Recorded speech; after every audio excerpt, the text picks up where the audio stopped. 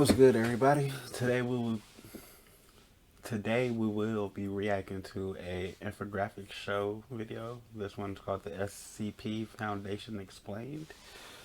I actually know a little bit about the SCP from TV tropes and stuff like that, but I really haven't delved into it too deep. I like the concept behind it, and if we have time, one time I had a nightmare about like just going into like this warehouse laboratory thing with all these different type of creatures, and I think that has something to do with it. So I want to see how much it compares to my dream, and then but fuck it, let's start the video. Let's get on this. In an undisclosed location, a woman is being tortured. The methods of her abuse are too horrific to be described, and her torturers are death row prison inmates, the absolute worst of the worst. This woman's torture is constant, and procedures are put into place to make sure she never becomes accustomed to the pain. If ever her torturers express sympathy toward their victim, their superiors will have them removed and replaced. If they try to rescue her or put her out of her misery, they themselves will be shot without hesitation. The woman being tortured is known only as SCP-231-7, and worst of all, she's pregnant. The cause of her eternal torture, I just want to pause. On my last video, the commenter said just to pause whenever I had something I needed to talk about, so I'm going to be pausing quite often, I guess. But yeah, from what I can tell already, this is not the first time I watched the infographics video, but I should say it on camera now. I really like the way that they present the information to you. It's really in a storytelling, factual way. Even though I don't,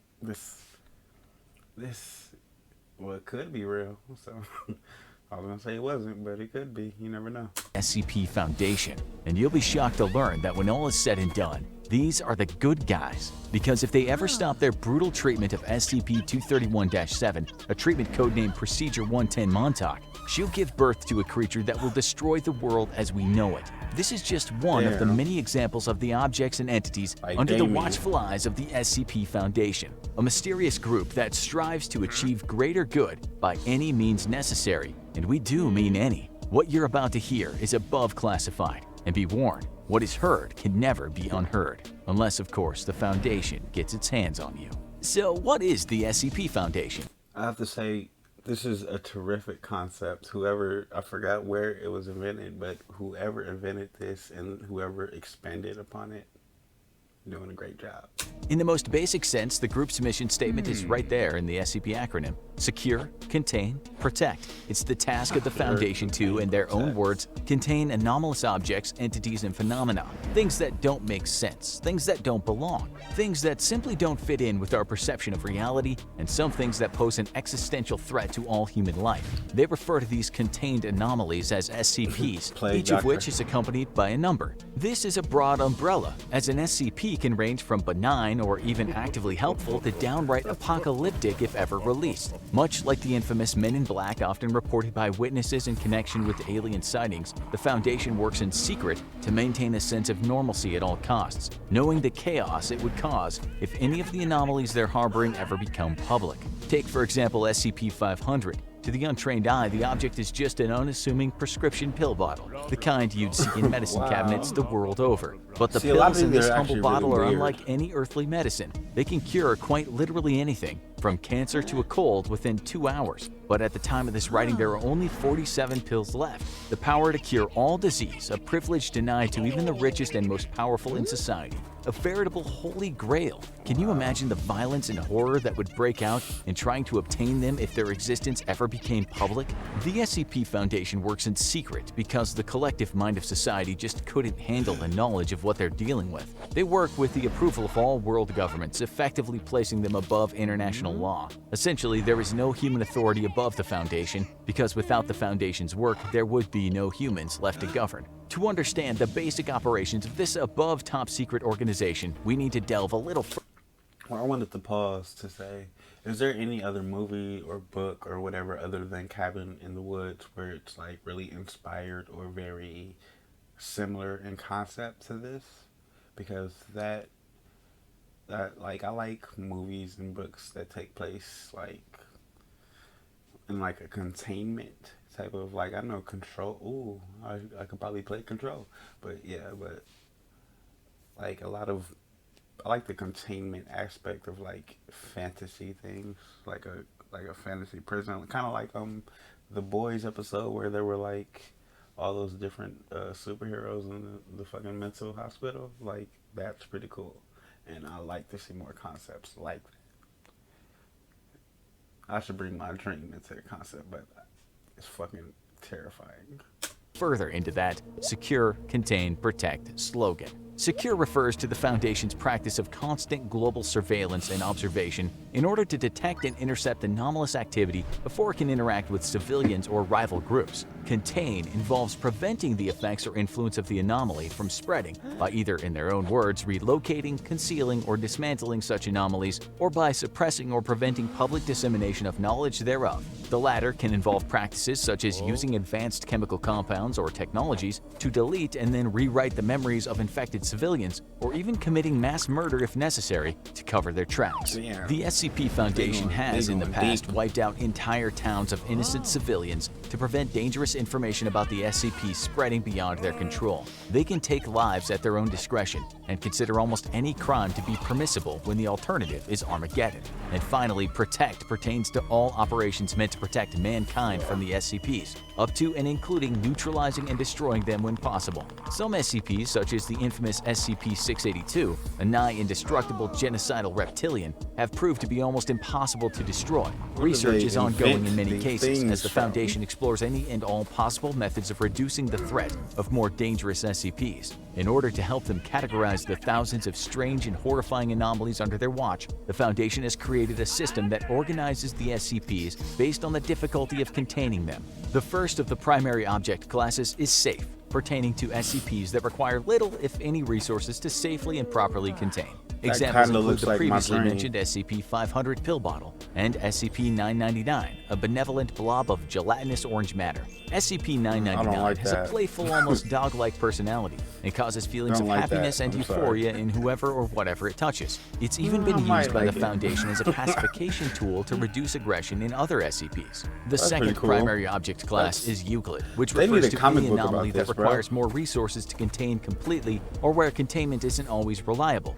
This is the broadest SCP class, and the majority of sentient, sapient, or autonomous anomalies fall into this category. A Euclid SCP might be something as huge, sprawling, and bizarre as SCP-3008. This SCP appears to be a kind of anomalous pocket dimension hidden inside an IKEA superstore, which is not only significantly larger on the inside by approximately 10 kilometers, but also contains bizarre, faceless entities which can become hostile under the right conditions. A Euclid SCP.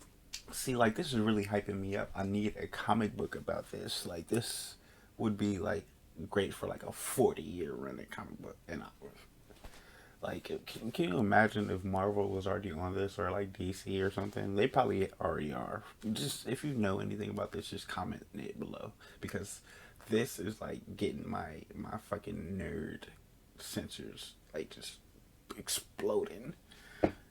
Can also be something as seemingly innocuous as SCP-294, which appears to the untrained eye to be a standard coffee vending machine.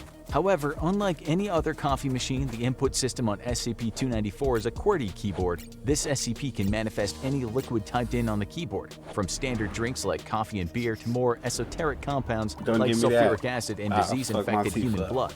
During extensive tests, one subject requested the perfect drink and was given an odorless lavender-colored liquid. After consuming the liquid, the subject went into a state of euphoric shock. The subject later committed suicide, leaving a note which read, "I'm sorry, but at this point everything's just one big letdown."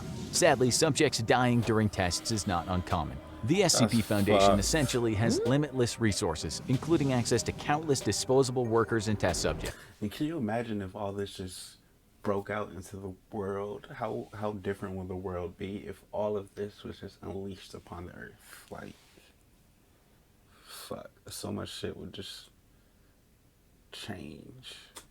The most common of these are so-called D-class personnel, which are death row inmates conscripted for the purposes of often lethal SCP experimentation or containment. The next primary object class is Keter, described by the Foundation as anomalies that are exceedingly difficult to contain consistently or reliably, with containment procedures often being extensive and complex. This can either be due to being an extremely volatile and dangerous anomaly or just one that seems to defy known laws of physics or reality, and is thus extremely difficult to understand or contain.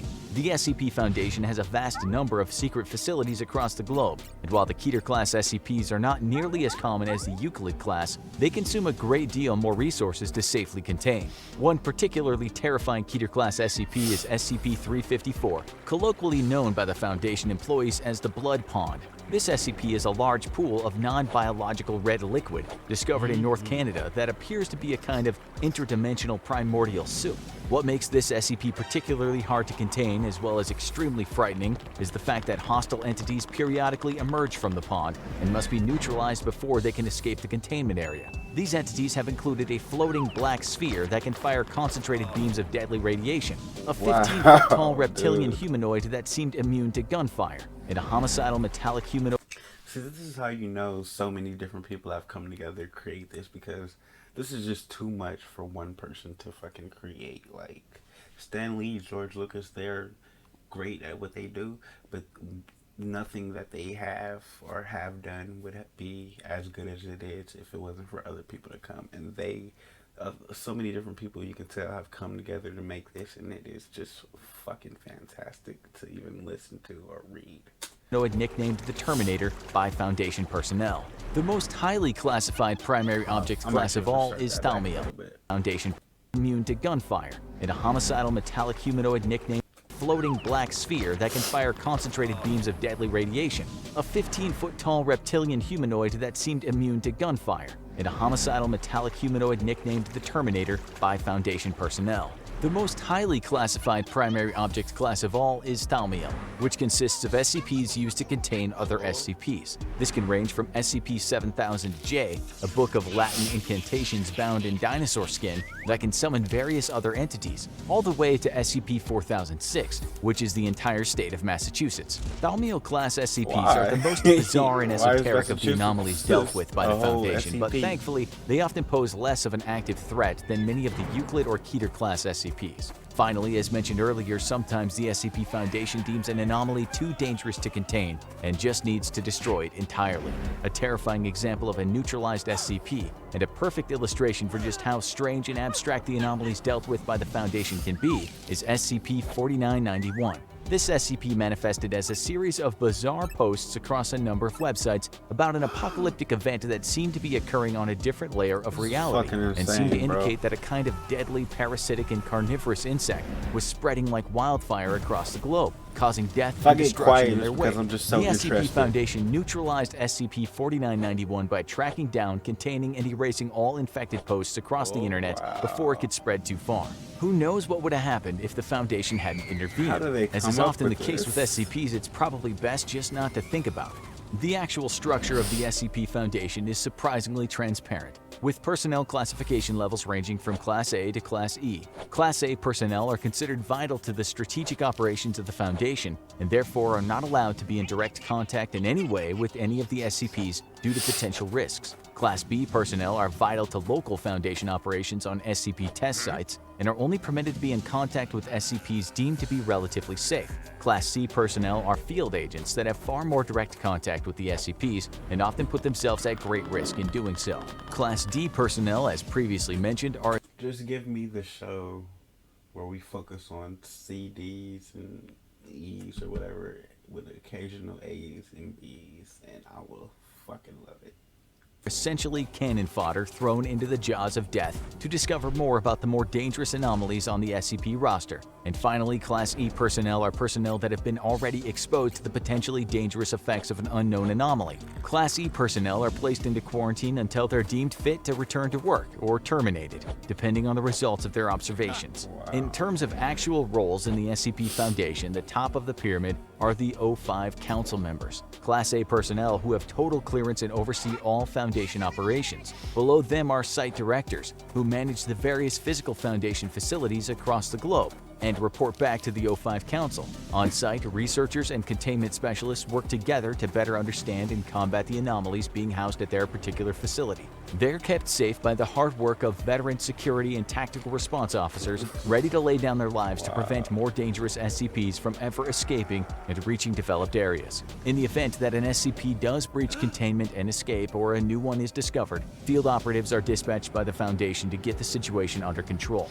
These will consist of field agents who already operate across the globe and specialized mobile task force operatives. The SCP Foundation has eyes and ears everywhere. Their organization is influential and is embedded in every facet of society, ready to strike and suppress an emerging anomaly before any ripples of its existence can reach the wider world. Even here, we've only really scratched the surface of the SCP Foundation's extensive and frankly mind-boggling global and historical operations. There's plenty of information about the Foundation online, many of which people assume is pure fiction, but wouldn't that be the perfect cover for a real secret organization wanting to cover its tracks? As the quote says, the greatest trick the devil ever pulled was convincing the world he doesn't exist. Ultimately, the SCP Foundation is on the side of mankind, but that doesn't mean it'll always act in our best interests. After all, if it means preserving the peace and getting another anomaly under wraps, the Foundation won't hesitate to terminate you and everyone you know without a second thought. Whether you'd want to face off against the Foundation itself or one of the anomalies they wish to contain is ultimately up to you, but trust us, neither would end well for you. Speaking of which, there's another SCP we forgot to mention that's quite literally unspeakable. SCP-2521 is a creature that's made entirely of strange black tendrils that envelop and smother the creature's prey. No written records of the creature exist outside of pictograms because it immediately attacks and consumes any information produced about it. This includes speech, as the creature will appear and consume anyone who… oh god. Oh no. It's here. It's here, help me! Ah! Pay no mind to what you just witnessed. I, the Infographics show narrator, am perfectly fine. We now recommend you watch Russian Sleep Experiment Explained and How a Meme Slenderman Became Real. Alright, so that was the SCP Foundation Explained, and it was pretty much what I thought it would be, but it gave me a lot more information than what I knew. Like, I only knew it was a containment thing for, like, all these different types of magical, scientific, unexplainable creatures and events. But now they gave me, like, the breakdown for, like, the ranks and shit like that. That's pretty cool. But, yeah, I need a show or something about this. Like, this is pretty cool, like, just as a concept. And all these people that put all their hard work into it, and whether it's real or fake, they still put a lot of work into making this a real live thing that anybody can enjoy just by looking this up. And it's really cool. There's other videos by Infographics about SCP. I'm going to react to another one, and I'm going to try to upload this one and that at the same time. But I kind of just want to deep dive into the SCP now. Like, fuck, that's pretty cool. I like that. Alright, I'm about to do the next video.